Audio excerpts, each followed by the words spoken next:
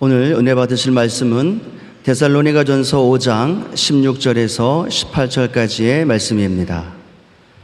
데살로니가전서 5장 16절에서 18절까지 말씀을 다 같이 봉독하겠습니다. 항상 기뻐하라, 쉬지 말고 기도하라, 범사에 감사하라. 이것이 그리스도 예수 안에서 너희를 향하신 하나님의 뜻이니라. 아멘.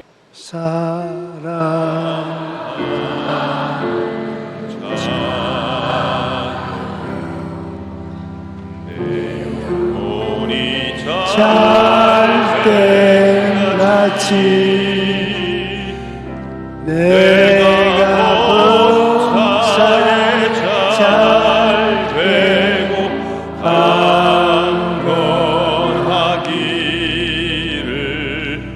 내가 간구하노라.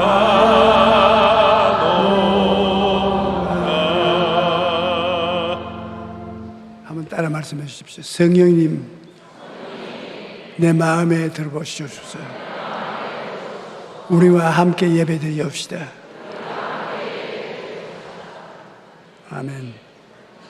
항상 기도하고 낙심치 말라는 제목으로 은혜를 나누겠습니다. 항상 기도하고 낙심치 말라고 성경에 말씀하십니다. 우리가 분명하게 쉬지 않고 기도함으로 하나님의 손을 움직일 수 있기 때문인 것입니다. 우리들 삶의 배후에 하나님이 섭리하셔서 개인, 가정, 생활, 자녀, 사업, 국가 모두 다 눈에 안 보이는 손길이 그들의 마음으로 작정한 일에 따라 간섭해 오는 것입니다. 그러므로 사람이 마음으로 자기 길을 계획할지라도 그 발걸음을 옮기는 이는 하나님이십니다. 오늘 제가 여러분 앞에서 설교하지만은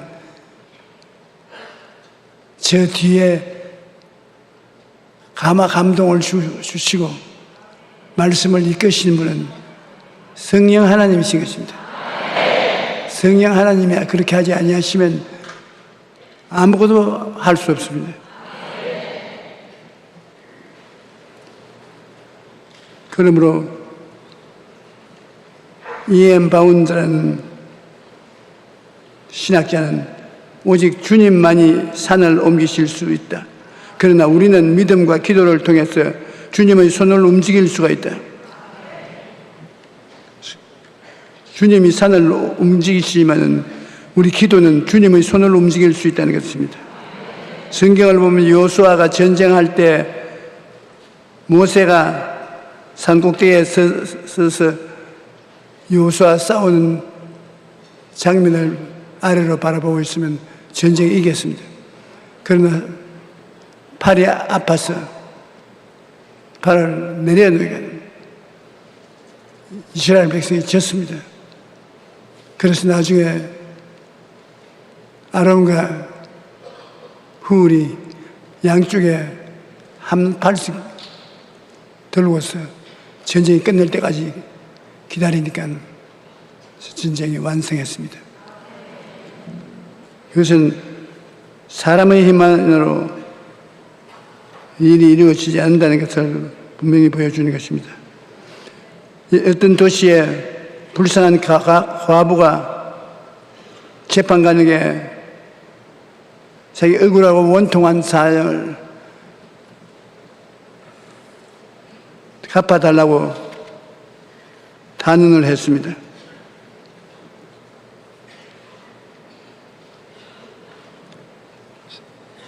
도시에 한 과부가 있어 자주 그에게 가서 내 원수에 대한 나의 원한을 풀어주사되 그가 얼마 동안 듣지 아니하다가 후에 속으로 생각하되 내가 하나님을 두려워하지 않고 사람을 무시하나 이 과부가 나를 번거롭게 하니 내가 그 원한을 풀어주리라.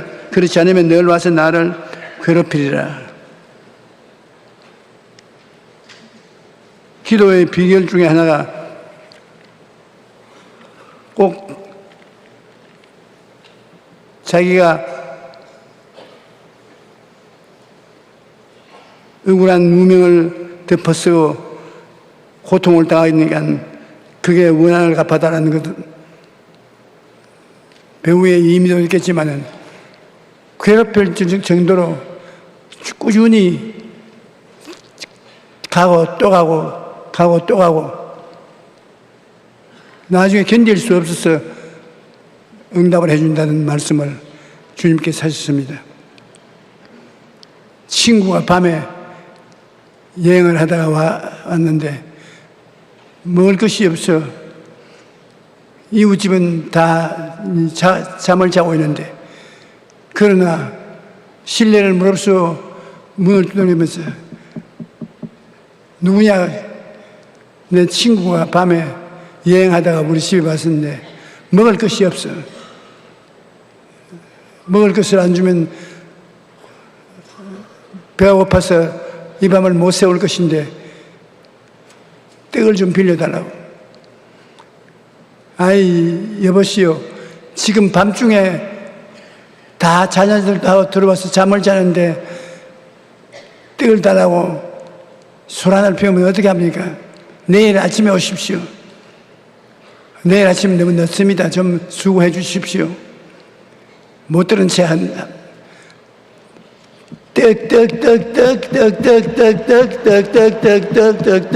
떡 아주 친애하는 이웃이여 자비를 베푸사 나의 애처로운 처지를 도와주소서. 그렇게 해야 들어주는 거 아닙니다. 아니면 귀찮게 만들어야 돼요. 떡. 아이고 이놈이 떡을 안 얻고는 밤새도록 저렇게 해서 잠을 못 자겠으니 귀찮지만 떡을 줘야 되겠다고. 그래서 일어나서 부엌에 가서 필요한 떡을 갖다 주면서 네가 친구이고 이웃이기 때문에 떡을 주는 것이 아니라 시끄러워서 떡을 준다. 우리 주님께서 기도의 비결을 말할 때 이 과부와 함께 밤중에 찾아온 친구를 위해서도 시끄럽게 해야 된다.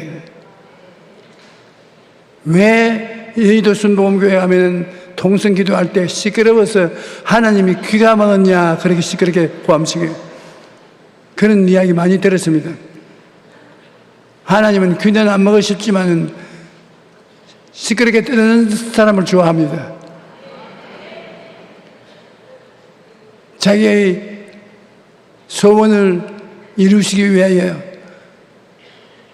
목숨을 다 바쳐서 애를 쓸 때 그 진정한 마음을 보고 하나님이 갚아주는 것입니다. 주께서 또 이르시되 불의한 재판관의 말한 것을 들으라. 하물며 하나님께서 그 밤낮 부르짖는 택하신 자들의 원한을 풀어주지 아니하시겠느냐? 그들에게 오래 참으시겠느냐? 내가 너에게 이르노니 속히 그 원한을 풀어주시리라. 그러나 인자가 올 때 세상에서 믿음을 보겠느냐 하시니라. 점점 세상이 각박하게 되어서 믿음을 가지고 인내하는 사람이 별로 없겠다는 것입니다. 너희가 악한 자라도 좋은 것으로 자식에게 줄 줄 알거든 하물며 계신 너희 아버지께서 구하는 자에게 좋은 것으로 주지 않겠느냐. 자기 아들을 아끼지 아니하고 우리 모든 사람을 위하여 내어주시니가 어찌 그 아들과 함께 모든 것을 우리에게 주시지 아니하겠느냐. 속히 응답되는 기도도 있지만 그렇지 않는 기도가 많이 있습니다. 오랜 시간 기도해도 응답이 없으면 낙심합니다. 그러나 낙심했다가 도로 일어나서 기도를 계속해야 되는 것입니다. 왜냐하면 기도에는 기다림이 필요한 겁니다. 기도는 산모가 아기를 낳는 것과 같습니다. 아기를 만나는 기쁨을 얻으려면 10달 동안 뱃속에 발길로 차고 뒹굴고 하는 장난을 하는데 태에서 노는 애를 쓰다듬어주고 참으면서도 빨리 나오라고 고함치지 않습니다. 그가 10달 달수가 차면 나오니까 기다려야 되는 거죠. 우리가 기도 응답받는 것도 우리 마음에 잉태하는 것입니다. 제가 소원하는 바를 이루어질 모습을 마음에 꿈꾸어서 기다리는 시간이 기도로서 기다려야 되는 것입니다. 그 다음에 그 기다린다는 해산의 수고를 통해서 응답의 기쁨이 있다가 오는 것입니다. 아브라함도 하나님이 약속하신 아들을 얻기까지 25년을 기도했습니다. 그래서 응답을 받았습니다. 요셉도 하나님이 주신 꿈을 이루기 위해 오랜 시간을 기다렸습니다. 모세도 출애굽의 지도자가 되기까지 40년 동안 양을 쳤고, 다윗도 이스라엘의 왕이 되기까지 10년간 광야에서 지냈습니다. 하지만 그 힘든 시간을 하나님을 바라보고 기도하면서 견뎌냈을 때 마침내 꿈이 이루어지는 것입니다. 야고보서 1장 4절에 인내를 온전히 이루라. 이는 너희로 온전하고 구비하여 조금도 부족함이 없게 하려 함이라 말씀하십니다. 기다림의 시간은 헛된 것이 아닙니다. 그 시간을 통해 하나님께서 우리를 부족함이 없도록 다듬으시는 것입니다. 여러 가지 종류의 시련이 다가오는데 이 세상 살아갈 동안에 그 시련을 우리가 알고 참아야 되는 것입니다. 욥기 5장 7절에 한번 따라 읽어봐 주십시오. 사람은 고생을 위하여 났으니 불꽃이 위로 날아가는 것 같으니라. 사람은 고생 없는 사람 없습니다. 지위, 명예, 권세, 돈 이런 것이 있다고 해서 고생이 안 따르는 것이 아닙니다. 일생을 사는 동안에 고생이 다 따르는 것입니다. 제가 전 세계를 걸쳐서 목회에 크게 성공한 목사님들, 자기 당대에 10,000명 이상의 교인을 모아서 목회한 주의 종들을 보니까 편안하게 죽은 사람이 거의 없어요. 꼭 고생이 따른 것입니다. 하나님의 위대한 종 바울은 주의 사업을 하러 지중해를 배를 타고 왔다 갔다 하는데 폭풍우도 당하고 풍랑을 피해서 모닥불을 피워놓으니 불에서 독사가 나와서 물었습니다. 그게 동리에 이질병이 걸린 사람이 많이 있는데 그 사람들 다 고치고 돌보았습니다. 하나님 사업한다고 해서 편안한 사업을 한 목사는 별로 없습니다. 저희 세대가 지나가고 우리 이영훈 목사님 세대가 지나가고 난 다음에 여의도 순복음교회를 인수해서 목회하는 사람 고생문이 환합니다. 하나님 사업이니까 하지. 자기 명예를 위해서 하는 사람은 어리석은 사람이 그렇습니다. 하나님은 당신의 제자들을 훈련하실 때도 어려움을 만나게 만들어진 것입니다. 요한복음에 보면 예수께서 눈을 들어 큰 무리가 자기에게 오는 것을 보시고 빌립에게 이르시되 우리가 어디서 떡을 사서 이 사람들을 먹이겠느냐 하시니 이렇게 말하시면 친히 어떻게 하실 줄 알고 빌립을 시험하고자 함이라. 빌립이 대답하되 각 사람으로 조금씩 받게 할지라도 200데나리에 오느나 떡이 부족하니 제자 중 하나인 곧 시몬 베드로의 형제 안드레가 예수께 여짜오되 여기 한 아이가 있어 보리떡 5개와 물고기 2마리를 가지고 있나이다. 그러나 이것이 많은 사람에게 얼마나 되겠나이까. 주님께서 제자를 시험해 봅니다. 들판에 군중이 모여오는데 남자만 5,000명, 부녀자 합치면 10,000 내지 15,000명 식구들이 모여오는데 어디에서 떡을 사서 그들을 먹일 수 있겠습니까? 아예 빌립은 그는 돈도 없고 떡 살 곳도 없다고 말했습니다. 안드레는 5병 여를 가지고 나왔습니다. 이들은 주님을 시험할 때 모두 다 땅의 것을 바라보고 시험의 문제 해결하려고 했는 것입니다. 땅을 보고 사는 사람과 하늘을 쳐다보고 사는 사람인데 땅을 쳐다보고 사는 사람은 시험에 넘어집니다. 어떠한 삶의 환경에서도 하늘을 쳐다보고 살아야 돼요. 그러면 하나님 섭리를 따라 하나님의 기적이 일어나고 하나님의 섭리가 나타나는 것이지 하늘을 쳐다보지 않고 땅만 쳐다보면 마음에 낙심하고 절망하고 마는 것입니다. 야고보서 1장 2절로 3절에 내 형제들아 너희가 여러 가지 시험을 당하거든 온전히 기쁘게 여기라 이는 너희의 믿음의 시련이 인내를 만들어내는 줄 알미라고 말씀하는 것입니다. 하나님이 우리를 시험해 볼 뿐 아니라 마귀가 주의 종들을 꼭 시험하는 것입니다.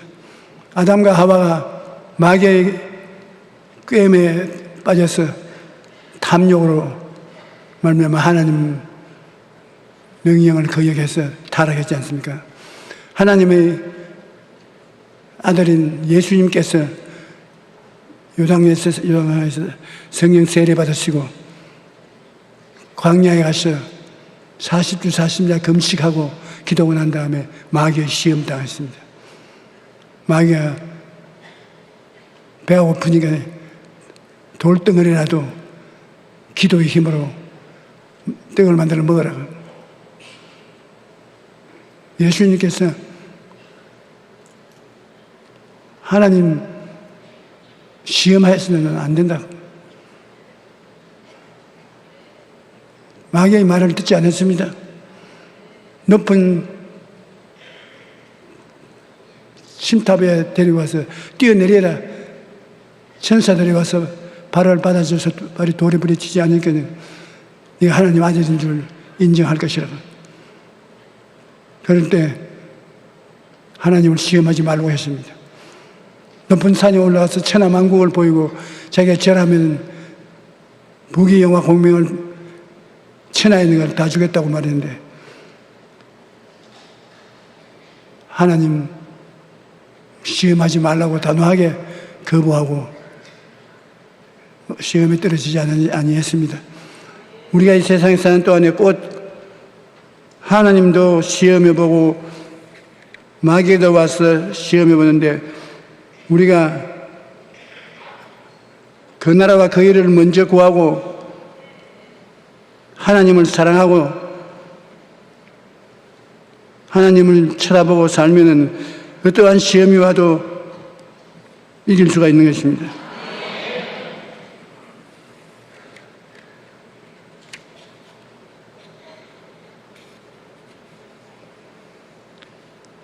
시련을 대하는 두 가지 자세가 있는데, 모든 인생에는 시련이 있다는 것을 알아야 되지만 시련을 대하는 태도는 사람마다 다릅니다. 나치 수용소에서 희망을 포기하지 않았던 빅터 프랭클 박사는 고난은 포기하는 사람에게는 저주가 되지만 고난의 의미를 발견한 사람에게는 놀라운 축복이 된다고 말했는 것입니다. 그는 말하기를 인생이라는 길에서 도로를 만나면 어떤 사람은 그것을 이런 걸림돌을 누가 이 길에다 갖다 놨냐고 말합니다. 다른 사람은 그 디딤돌이 있어 좋으네 그렇게 말합니다. 그러면 똑같은 걸림돌에 한 사람은 어떤 사람이 길에 걸림돌을 갖다 놓았냐고 불평을 하지만 다른 사람은 그 디딤돌을 디디고 가니까 좋다고 말합니다. 그러므로 우리가 어려운 환경에 처했을 때 이 어려운 환경은 우리에게 디딤돌이다. 기도하면 디딤돌로 환경이 변화된다는 것입니다. 기도를 안 하면 디딤돌이 안 되는데 기도를 하면 걸림돌이 디딤돌로 변화되는 것입니다. 합력하여 선을 이루도록 만들어 주시는 것입니다. 어떻게 생각하냐에 따라서 스트레스가 무조건 건강에 나쁘다고만 알고 있는데, 켈리 맥고니거라는 심리학자는 8년 동안에 3만 명을 대상으로 연구했는데 그 결과가 매우 흥미롭습니다. 스트레스를 심하게 경험한 사람의 사망 위험성은 그렇지 않은 사람보다 43%나 높습니다. 하지만 이것은 모든 사람에게 해당되는 것이 아닙니다. 스트레스가 건강에 해롭다고 믿는 사람에게만 스트레스가 나쁩니다. 스트레스를 당해서도 해롭지 않다고 생각하는 사람은 오히려 더 오래 삽니다. 사람 생각이라는 것이 참 희한합니다. 스트레스가 완전히 우리 병을 가져오는 인자가 되는데, 그렇게 생각하는 사람이 스트레스 때문에 병들어서 죽지, 스트레스가 다가와도 이건 우리에게 훈련하여 힘있게 만들어준다고 긍정적으로 생각하면 이익되고 손해되지 않는다는 것입니다. 살면서 스트레스를 받는 상황을 완전히 피할 수는 없습니다. 하지만 스트레스를 어떻게 생각하느냐에 따라 우리 몸에 미치는 결과가 달라지는 것입니다. 한번 따라 말씀하십니다. 스트레스가 와도 하나님이 계시면 문제없다. 그러면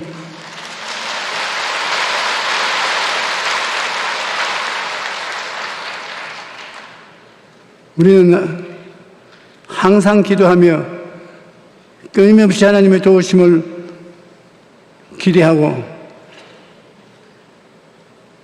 하나님께 수고하고 무거운 짐을 맡기고 살면 하나님의 도움을 받을 수가 있는 것입니다.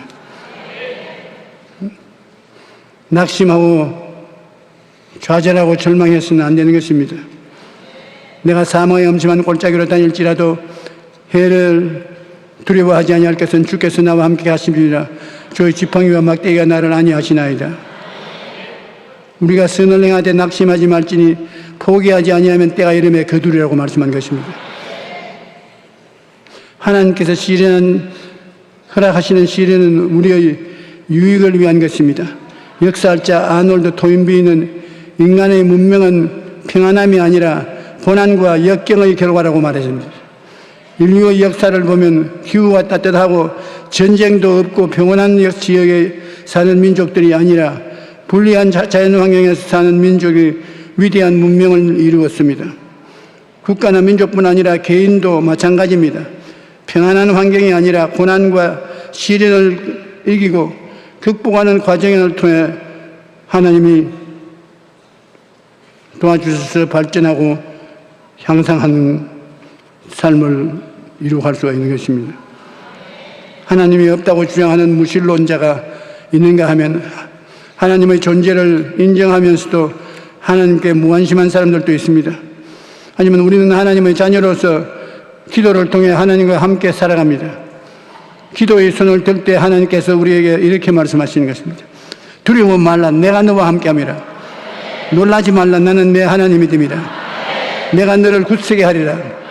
참으로 너를 도와주리라. 참으로 나의 의로운 오른손으로 너를 붙들으리라. 우리 예수 믿는 사람이 마음에 즐거움을 갖고 살아야지. 마음의 즐거움은 양약이라도 심령의 근심은 뼈를 마르게 한다고 말했는 것입니다. 염려와 근심은 우리의 몸과 마음을 다 병들게 합니다. 한겨울의 추위에 한여름의 더위를 견디며 벼락을 맞아도 죽지 않고 수백 년 버틴 나무라 할지라도 작은 해충이 갉아먹으면 낙낙장송이 죽어서 쓰러집니다. 우리의 삶도 이런 벌레가 있는데 그 벌레가 뭐냐? 염려와 근심입니다. 다른 사람 눈에는 안 보이는 염려와 근심이 우리 심령을 갉아먹으면 우리는 거꾸로 죽어가는 것입니다. 염려와 근심을 어떻게 할 것입니까?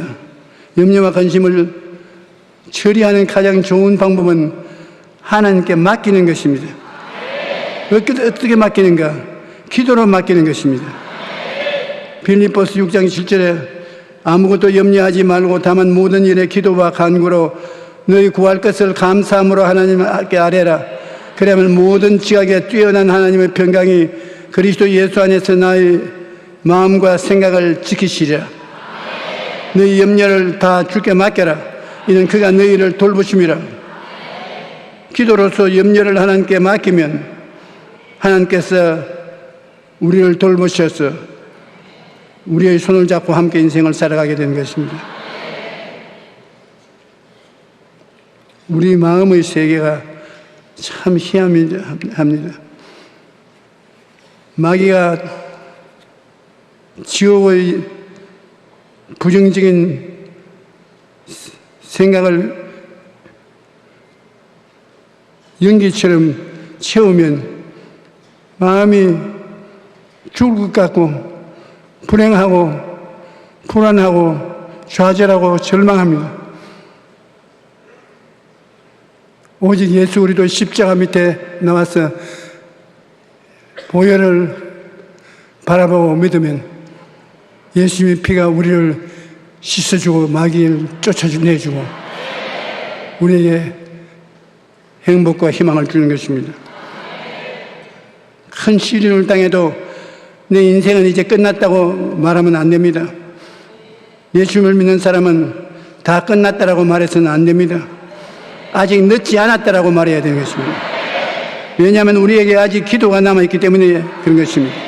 기도할 수 있을 때까지는 망했다고 볼 수 없습니다.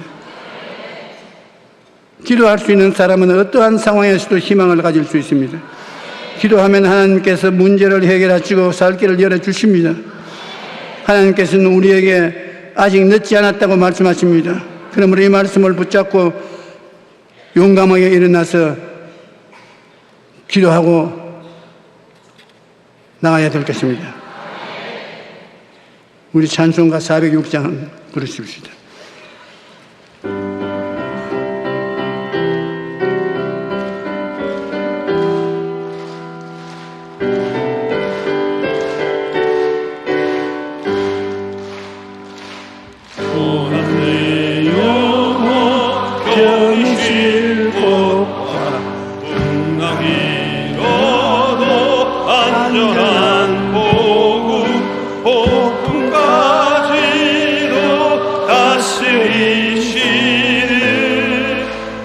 주의 영원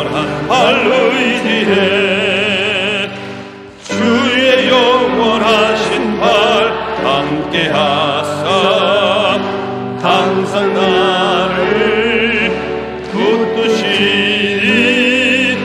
어느 곳에 가든지 요동하지 않음은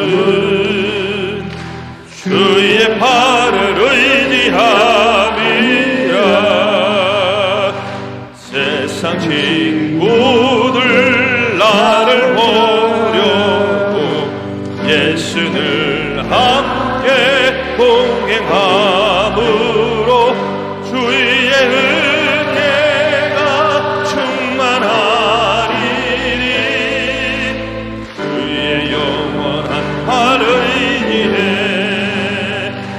주의 영원하신 팔 함께 하사 항상 나를 붙드시니 어느 곳에 가든지 요동하지 않음은